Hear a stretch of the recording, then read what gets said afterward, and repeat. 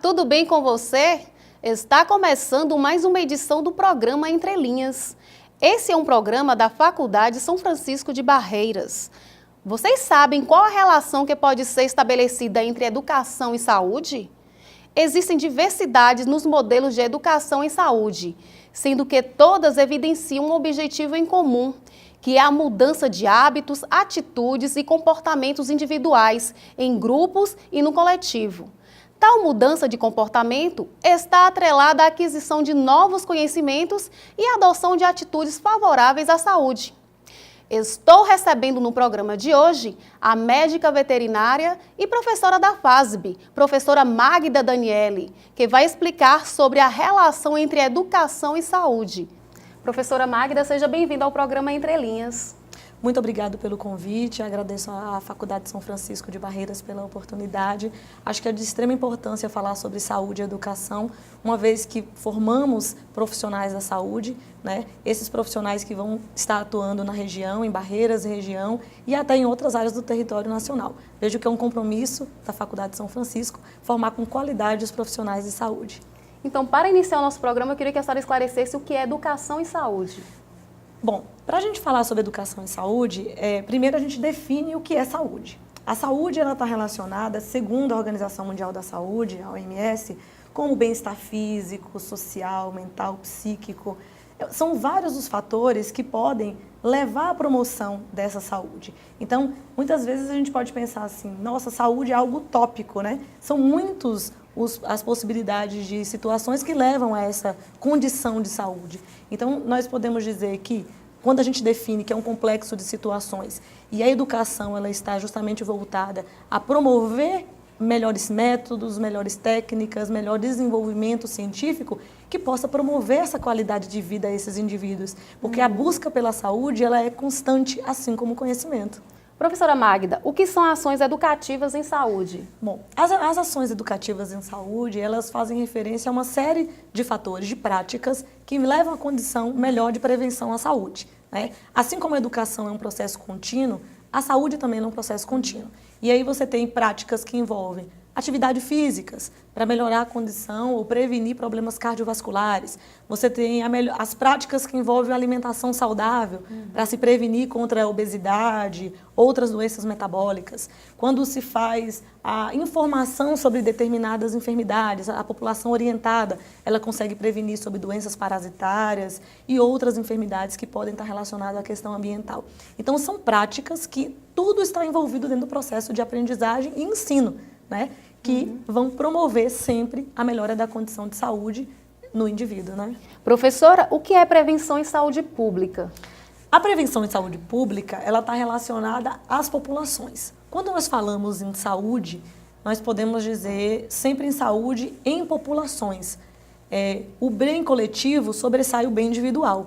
Então, quando nós colocamos a saúde pública, envolve o público em geral, as pessoas de uma forma geral. E prevenção de populações envolve doenças que são, às vezes, de caráter zoonótico. Olha que em Barreiras, por exemplo, nós temos uma grande casuística de problemas parasitários, principalmente por protozoários, e que pode estar relacionado muitas vezes a doenças vinculadas a animais, pela forma inadequada de cuidado com esses animais, né? Então a gente pode observar que se eu trato bem os animais, eu cuido da vermifugação, vacinação, eu consigo melhorar a condição de vida dele, promovo a saúde desse animal, mas também promovo a minha enquanto humano, no momento em que eu vou lidar com um animal saudável, com menos exposição. Então, e isso gera também para a família, não é uma condição do indivíduo, é da família. Aí quando você pega populações mais extensas, que você faz referência, por exemplo, à esquistossomose, a doença de Chagas, essas doenças que vinculam a malária, a dengue, a chikungunya, que todos são doenças que vão afetar populações, os métodos preventivos, eles devem ser sempre empregados. Porque, Janaína, a saúde, quando a gente fala de prevenção, é muito mais barato para a gente tratar a prevenção, é o cuidado, né? Então, esse cuidado gerado antes, ele vai promover o quê? O evitar que essa enfermidade manifeste em um indivíduo e que possa espalhar para outras partes da população. Entendi. Né? Professora, e o que é educação permanente em saúde? A educação permanente, ela já faz referência a ações permanentes. Hoje nós temos muitas muitos programas que envolvem essa educação permanente em saúde, né, que é, por exemplo, o planejamento familiar. E elas são a nível federal, estadual e municipal. Ela tem o Ministério da Saúde, depois você vem da Secretaria de Saúde do Estado e a Secretaria de Saúde do município, que vão empregar esses programas contínuos, que envolvem a prevenção do câncer de mama, né, a prevenção, agora nós estamos no Novembro Azul, em campanha da prevenção do câncer de próstata entre o gênero masculino, né? Então nós vimos que o diabetes, né, que também a maioria desses fármacos, inclusive instituídos no programa permanente, são fármacos que hoje são fornecidos até gratuitamente para essa população, independente da renda, da condição social, porque um dos ganhos que nós tivemos muito no Brasil foi na década de 90, quando, com a criação do SUS, né, que foi regulamentado pela Lei 8080, que deu esse presente, né, para toda a população brasileira, que é o Sistema Único de Saúde. Então, dentro do Sistema Único de Saúde, você tem o ato de ser gratuito, né, e acessível a todos. E ele faz um trabalho contínuo no processo de trabalho, porque não é só tratar o dano, mas ele também trata com método preventivo, quando ele faz a doação, quando nós temos os usos dos antipertensivos. Há um tempo atrás, nós tínhamos até doação de fralda geriátrica a comunidades idosas que precisavam desse material para uso de consumo, né? Então, isso faz parte do programa contínuo em educação e saúde. É poder, associado a fornecer o tratamento terapêutico, que é o medicamento, a orientação, eu também tenho a orientação. E aí as campanhas do município faz, por exemplo, a semana do diabético, né? A semana da pessoa especial, para poder discutir as viabilidades e condições, a semana do hipertenso, né? O planejamento familiar. Então, são práticas ou ações que vão ser contínuas. Todos os anos, entra governo, sai governo, sempre vai ter. E novos vão sendo criados, a depender da necessidade da população, porque novas doenças vão surgir e precisam ser prevenidas, combatidas e erradicadas. E, professora, o que são doenças secundárias? As doenças secundárias, elas são doenças que ocorrem secundariamente a um processo. Então, primariamente, ocorre uma enfermidade. Um exemplo, eu tenho uma influenza, o indivíduo adquiriu uma influenza, conhecida também como gripe, né? Uma gripe. Primariamente, ele adquiriu um vírus. O que secundariamente poderia desenvolver? Uma sepse, que é uma infecção generalizada, né, naquele indivíduo. Então, a doença secundária é aquela que vem secundariamente a um dano primário. Hoje nós lidamos muito com as doenças secundárias de origem iatrogênica. O que é isso? Quando nós tratamos, por exemplo, um paciente com uma determinada medicação, e essa medicação, digamos que ela tem metabolização e precisa da via hepática, que é o fígado, para processar esse medicamento, para tornar ele mais disponível ao organismo. Dependendo da composição química daquele fármaco, ele causa um dano no fígado. Então, secundariamente, ele vai causar um dano. Então, eu tomei um medicamento para tratar um problema hormonal, por exemplo, e de sobrecarga eu ganho uma doença secundária, uma hepatite, uma inflamação naquele órgão.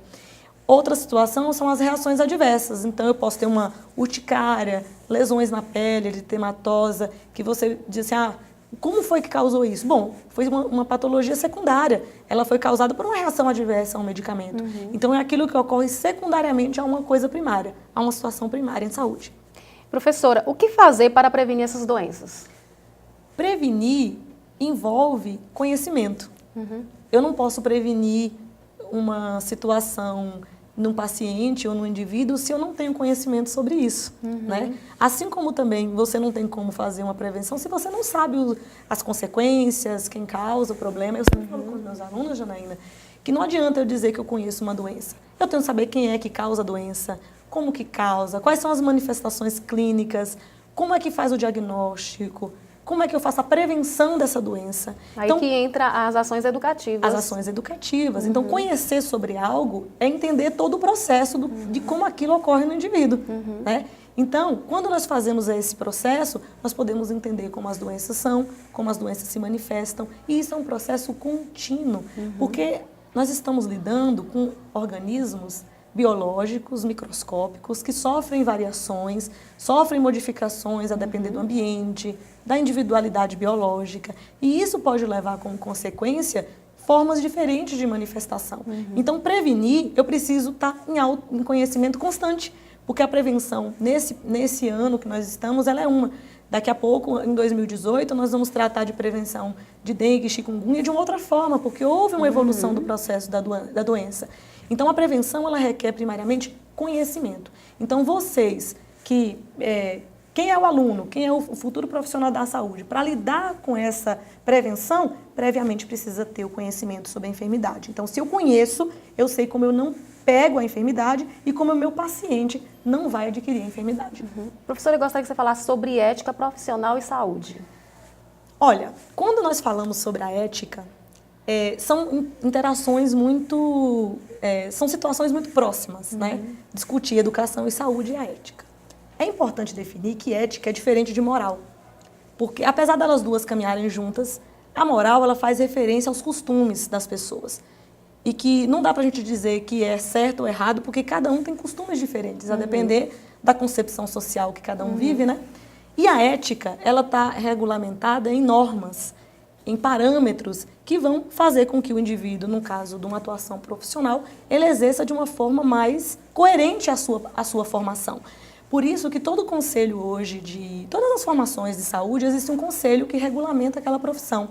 E esses conselhos são priorizados em princípios éticos, que são condutas, né? Que são normas. O que eu posso fazer dentro da minha ação como profissional, até onde é o meu limite de atuação enquanto profissional da saúde. E isso vai limitar o profissional a não cometer erros, né? Minimizar, pelo menos, o acometimento de erros. E isso é fundamental, porque a ética ela tem que estar inserida dentro da conduta de cada profissional.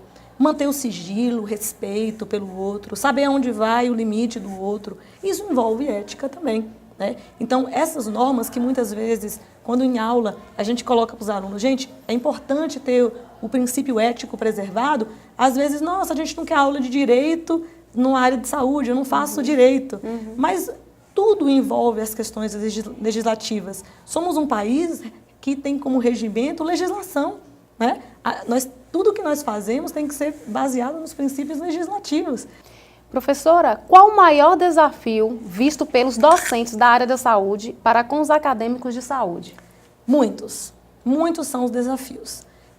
Um dos primeiros que eu posso dizer para vocês, assim, envolve, enquanto docente, trabalhar com esse aluno, despertar nele para as mudanças de comportamento. Porque não adianta eu querer mudar o outro se eu não mudo o meu comportamento. Então é importante que o aluno, um dos desafios é fazer isso.